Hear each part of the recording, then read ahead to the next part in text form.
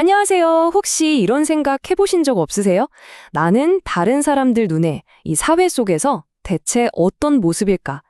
오늘은 동양사장의 한 개념을 가지고 이 아주 흥미로운 질문에 대한 답을 한번 찾아가 보려고 합니다. 네, 바로 이 질문에서부터 오늘 이야기를 시작해 볼까 합니다. 이건 단순히 다른 사람이 나를 어떻게 볼까 하는 궁금증을 넘어서 나의 사회적 역할, 직업, 그리고 정체성에 대한 근본적인 질문이기도 하죠. 오늘 우리가 깊이 파고들 개념이 바로 이 월관이라는 건데요. 이거 뭐 사주팔자나 운세풀이 같은 걸로 생각하시면 안 돼요. 그게 아니고요. 우리가 사회 속에서 자신의 위치를 이해하는 하나의 지도라고 생각해 보자는 겁니다. 그리고 더 재밌는 건 이 동양의 지도를 서양의 위대한 철학자 3명, 베르그송, 니체, 그리고 들레즈의 눈으로 완전히 새롭게 읽어볼 거라는 거죠. 자, 그럼 첫 번째 주자부터 만나볼까요? 삶이란 건 끊임없이 흐르고 창조하는 과정, 그 자체라고 봤던 프랑스 철학자 앙리 베르그송입니다. 과연 그는 월간을 어떻게 해석했을까요? 그러니까 베르그송에게 월간이라는 건요, 우리 내면에 아주 근원적인 생명력이 흐르고 있는데 그가 생의 약동, 프랑스어로는 엘랑 비탈이라고 불렀던 바로 그 힘이거든요. 이 힘이 사회라는 무대 위에서 구체적인 형태로 드러나는 방식, 그게 바로 월간이라는 겁니다. 이 비유 진짜 재밌지 않나요? 우리 내면에 있는 생의 약동이 심장에서 뿜어져 나오는 에너지라면 월간은 그 에너지가 사회라는 땅으로 흘러가서 직업이나 인간관계라는 나무를 키워내는 강물 같은 거예요. 그러니까 내 안의 에너지가 밖으로 나가 기회를 찾는 통로인 셈이죠.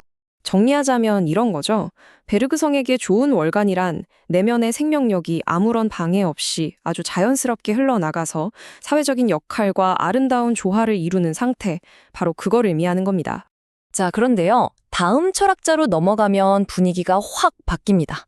프리드리히 니체는 세상을 전혀 다르게 봤거든요. 베르구숭처럼 부드러운 흐름이 아니라 아주 치열한 투쟁의 장으로 말이죠. 니체한테 사회생활이란 건 말이죠. 그냥 편안하게 흘러가는 게 아니었어요. 오히려 끊임없이 무언가를 극복하려는 의지, 바로 그 투쟁, 그 자체였던 거죠. 현재 만족하지 않고 더 나은 날을 향해 나아가는 과정이요. 와, 이 비유 한번 보세요. 관점이 완전히 바뀌죠? 월간은 더 이상 잔잔한 시냇물이 아니에요.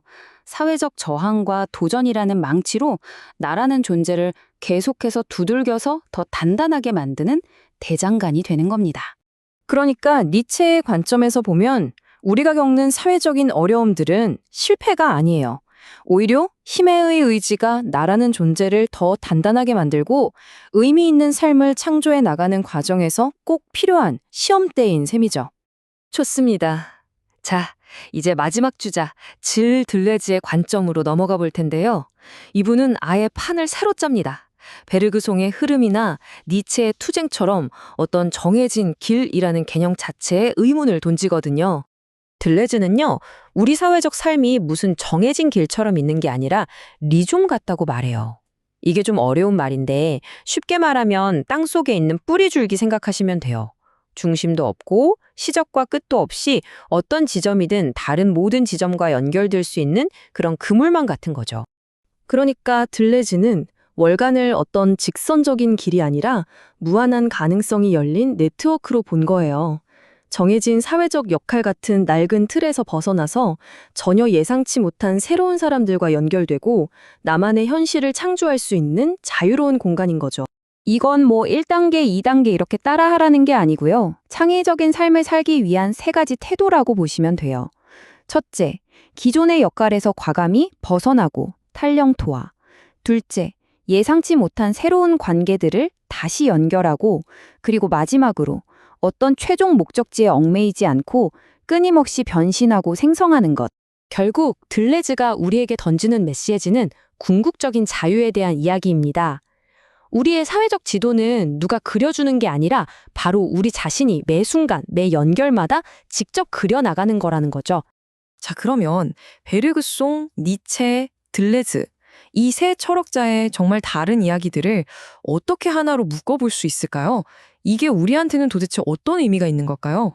이제 우리 손에 3가지의 아주 유용한 렌즈가 생긴 셈이에요. 베르글송의 렌즈로는 내 에너지의 자연스러운 흐름을 보고 니체의 렌즈로는 도전을 이겨낼 힘을 찾고 그리고 들레즈의 렌즈로는 새로운 길을 만들어낼 자유를 발견하는 거죠. 그래서 가장 중요한 점은 이거예요. 월간이라는 지도를 이해하는 게 여러분을 운명에 가두는 게 절대 아니라는 겁니다. 오히려 그 지도를 손에 쥐고 사회라는 바다를 훨씬 더 적극적으로 항해하고 심지어는 새로운 길을 만들어 나갈 힘을 주는 거죠. 자, 오늘 이야기를 마무리하면서 여러분께 이 질문을 남기고 싶습니다. 여러분의 그 지도는 지금 무엇을 그리고 있나요? 그걸 흐름으로 보든, 투쟁의 장으로 보든, 아니면 무한한 가능성의 네트워크로 보든 말이죠. 그리고 이제 당신은 어디로 나아가시겠습니까?